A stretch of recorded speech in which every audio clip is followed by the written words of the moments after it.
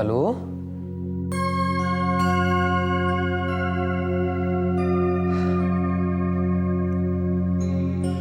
आई बापावर रागावून झोपलं पिल्लू. अगं तू ट्रिपला जावंस, मजा करावीस असं वाटत नाही का आम्हाला? पण 5,000 खूप होतात. तेवढी ऐपत नाहीये माझी. कळेल. थोडी मोठी झालीस की सगळं कळेल. तोपर्यंत माफ कर तुझ्या या गरीब बापाला.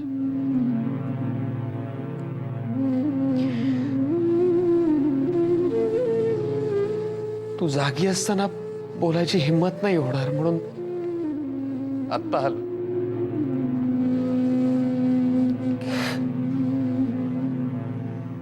माफ कर मला. मालू,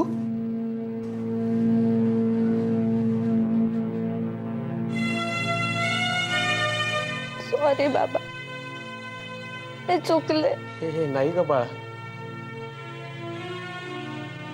तुझं काहीच चुकलं नाही. माझेच हिशोब चुकलेत सगळे. बाबा नका ना असं म्हणू प्लीज. मी हा हट्ट नको करायला पाहिजे होता, माहिती आहे. आईला आणि तुम्हाला खूप त्रास झाला ना. ए वेडाबाई, अगं रडतेस कशाला? हा, अगं तुझा अभिमान वाटतो आम्हाला. दरवर्षी शाळेत पहिला नंबर काढतेस ना. तरी मी हा वेडेपणा नको करायला पाहिजे होता बाबा. सॉरी बाबा, मला तुम्हाला त्रास नव्हता द्यायचा. तुम्ही खूप आवडता बाबा. तुम्ही ए सुने, अगं असं काय करतेस? रडतेस कशाला? तर तूही आवडतेस आम्हाला. काळजाचा तुकडा आहेस तू आमच्या. बाबा सॉरी, पुन्हा कधीच नाही करणार मी असं. सॉरी बाबा.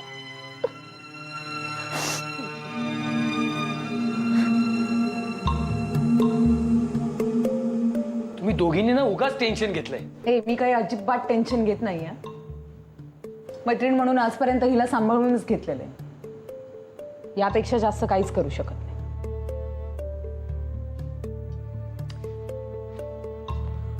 आशू, असं गप्प राहून सोल्युशन निघणार आहे का ग? मी काय बोलू? मला काही सुचतच नाहीये. मिसेस प्रधानांचा सारखा फोन येतोय आणि माझ्याकडे उत्तरच नाहीये. अगं बघ, काहीतरी बहाणा शोध ना.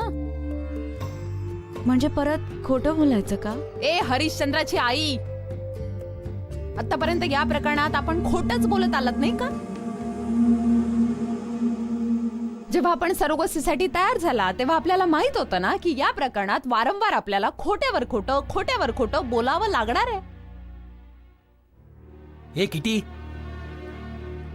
तू तिचं टेन्शन कमी करतेस की वाढवतेस? ए मी काय टेन्शन बिन्शन वाढवत नाही.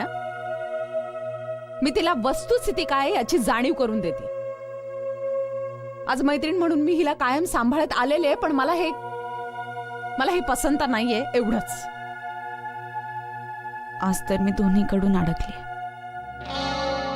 मिसेस प्रधानांना मी इथे राहिलेलं आवडणार नाही आणि आई जाईपर्यंत मी तिकडे जाऊ शकत नाही. ए ती नमिता तुला इथे का राहू देणार नाहीये? हॅलो, ती नमिता मला समजते काय? तू माझ्यावर का चिडतेस? मी काय केलंय? हो, कारण तुझ्या साधेपणामुळे माणसांना तुझ्या डोक्यावर चढून बसतात आणि मला हे बघवत नाही एवढंच. आशू, किटीचं बरोबर आहे. अगं तू त्या नमिताला समजाव ना. 2-3 दिवस इथे राहिलीस तर काय हरकत काय? मी म्हणतो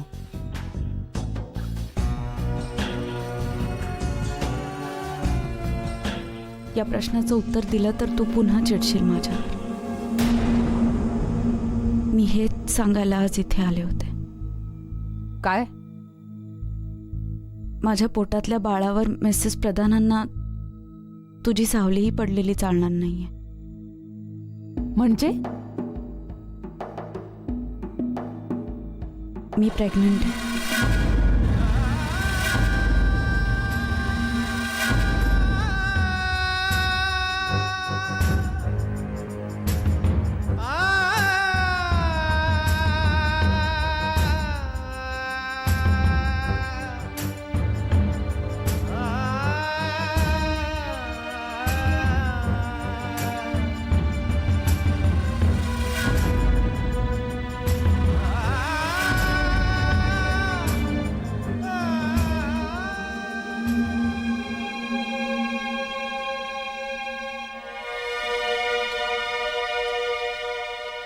सदा,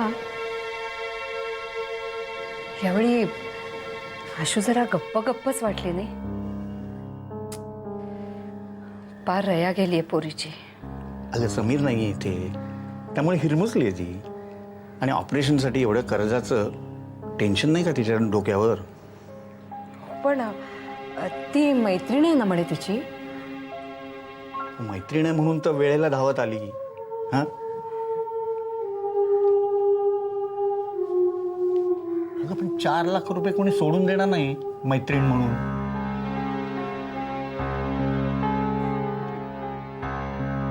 सदा, आशू होती म्हणून निभलं बघ सगळं. अरे पोटची मुलगी करणार नाही एवढं केलं ना तिनं माझ्यासाठी. अगं त्या दिवशी पैसे नाहीत म्हणून त्या हॉस्पिटलमधनं हलवायला लागताय की काय, ह्या काळजीनी इतकी कासावीस झाली होती ती. रमिले, खरंच अगदी सोन्यासारखी सून मिळाली ना तुला. आता एकदा दोघांचं लग्न झालं ना की सुटले मी. अगं सुट्टीच कसली. माझ्या घरात बघ, सुटलो म्हणून 4 वर्षात 2 नातवंड आली माझ्या घरात.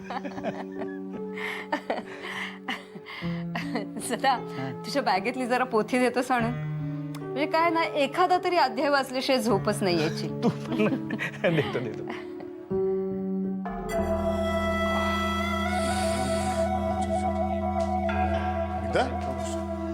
काय ग, कुठे चाललीस तू? ही मुलगी मला एका तासात येते असं म्हणाली होती, अजून आली नाही. याचा अर्थ काय समजायचा आम्ही? आशू किटीकडे गेले, माझा फोनही उचलत नाहीये. मी जाते तिच्याकडे आणि तिला घेऊन येते. मीता, काय करतेस तू? आपल्या घरी पार्टी चालली आणि तू कुठे निघाली आहेस? हे बघ, आशूने फोन नाही घेतला म्हणजे बिझी असेल कशात तरी, आणि येईल नक्की. आपण थोडा वेळ वाट बघूया. काय ग मीरा? हो, आणि तिने फोन सुद्धा घेतला ना मगाशी तुझा. मगाशी फोन घेतला तेव्हा म्हणाली समीरची आई आणि मामा आले, थोडा वेळ थांबते आणि मग येते. पण या गोष्टीला पण 1.5-2 तास उलटून गेलेत ना. आणि मुळात आपण ही पार्टी कोणासाठी ठेवली आहे? एक कम ऑन यार Namita, don't spoil your mood. तू पार्टी माझ्यासाठी ठेवलीस आणि मी आलो. Let's enjoy. चला क्लासेस वर चल. चला चल मला सांग, तू काय खाणार आहेस?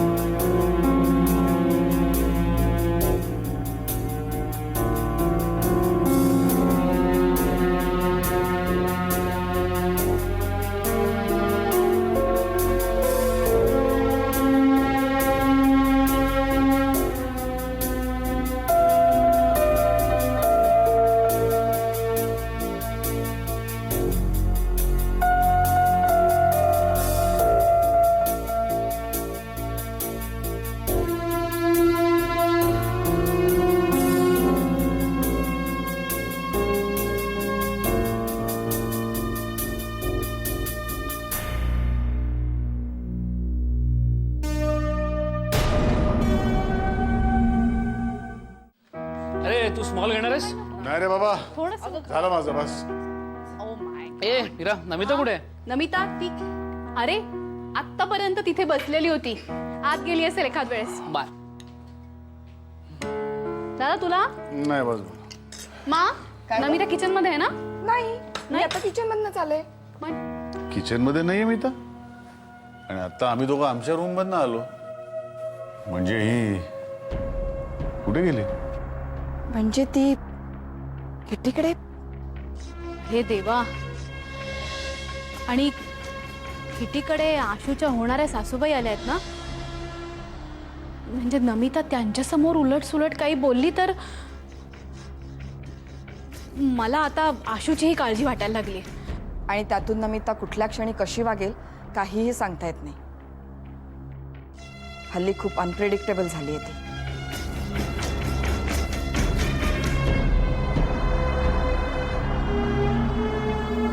ती कुठल्या गोष्टीचा इश्यू करतेय? कुठे गेला तुझा समजूतदारपणा?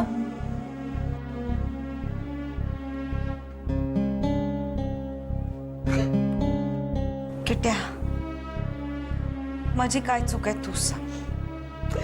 मी तुझ्यासारखी फर्स्ट अटेम्प्ट मध्ये प्रेग्नेंट का नाही राहिले यार? डोकं फिरलंय का तुझं? तिलाच काय विचारते सगळं? तिला जे काही मिळालंय त्याच्यामध्ये माझा हक्क होता ना, होता की नाही? किती शटाप हा, शटाप. काय बोलतेस कळतंय का तुला? शांत हो. आई जागे असते. आशू आपलीच मैत्रीण आहे ना, तिला जास्त गरज आहे पैशांची. अगं तुला फ्लॅट घ्यायचा होता पण तिला कर्ज फेडायचं होतं. समीरला पोलीस केस मधनं बाहेर काढायचं होतं. तिची गरज जास्त जेन्युइन नाहीये का किती?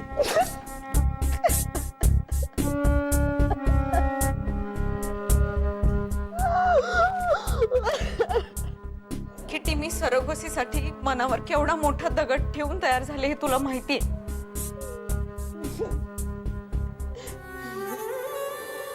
माझा खरंच नाईलाज झाल्यावर मी हा मार्ग स्वीकारला. मी तुझ्यामध्ये नाही आले. तुझ्यामुळे मला फक्त एक मार्ग सापडला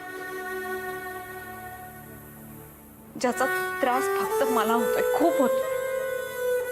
पण माझ्या घरच्यांना त्याच्यामुळे सुख मिळणार.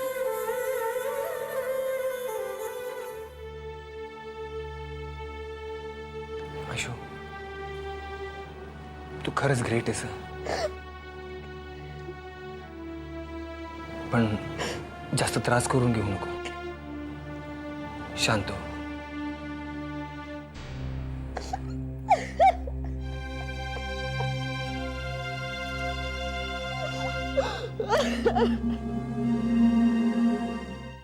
पुढचे 9 महिने कसे जाणार आहेत याची झलक आहे काही.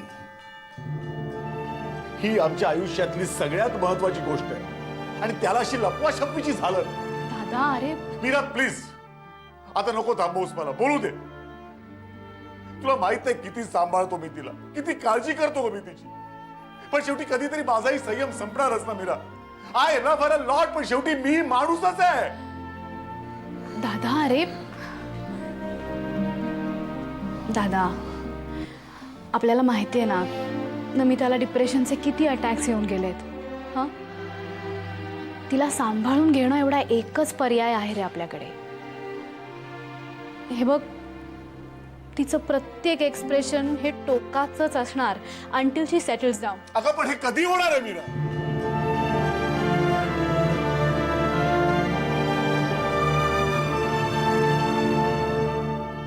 अगदी काठापर्यंत आलोय ना आपण. बस एक पाऊल आणखी.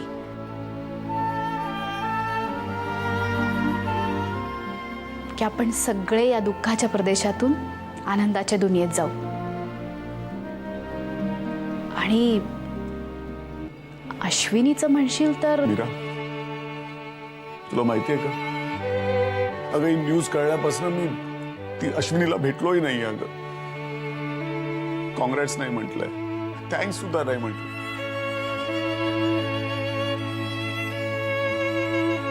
अगं त्याच करता हे आजचं सगळं अरेंज केलं होतं ना. आय नो पण काही गोष्टींना तिचाही इलाज नाहीये ना. तिच्या घरी काहीही कळणार नाही या अटीवरच होकार दिलाय ना तिने आपल्याला.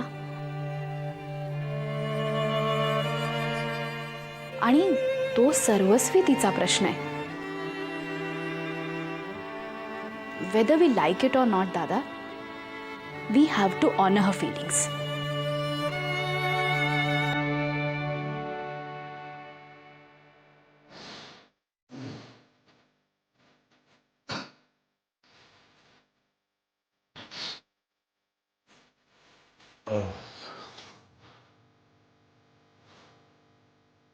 मी तुम्हा सगळ्यांची माफी मागतो. माझ्यामुळे तुमच्या आनंदाचा विस्का झाला. I am really sorry.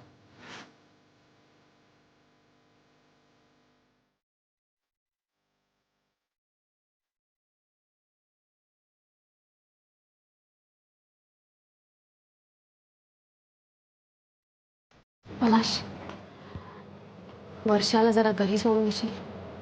मी थांबते इथे जरा. Varsha, it's okay. It's okay.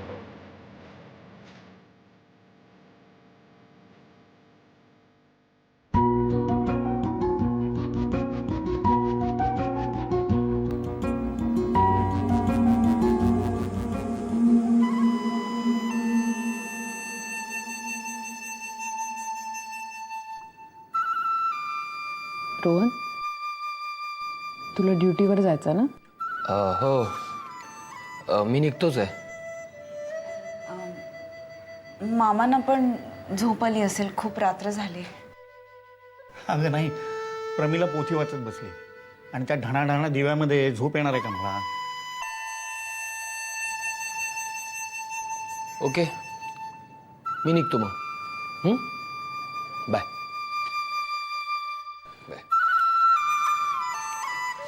मामा येतो मी. हो आईंना सांगा मी गेलो म्हणून. हो हो. ओके. बरं, अरे तुमच्यासारखी जीवाला जीव देणारे आहेत ना, म्हणून समीर आणि आशू दोघांना अजिबात एकटे पण जाणवत नाही. चल, मी तुला दरवाजापर्यंत सोडून देतो. चल. काय मामा? अरे काय म्हणते? बरं मग हे कर. समीरचा मामा जाम बोर आहे. शुक काय शुक, खरं ते बोलते. सकाळी भेटू. काय? ओके. सोडा रे. चला मुलीनो, तुम्ही पण झोपा बघू. मी आता इथे शांतपणे दीर्घ श्वसन करत बसतो. काय? दीर्घ श्वसन.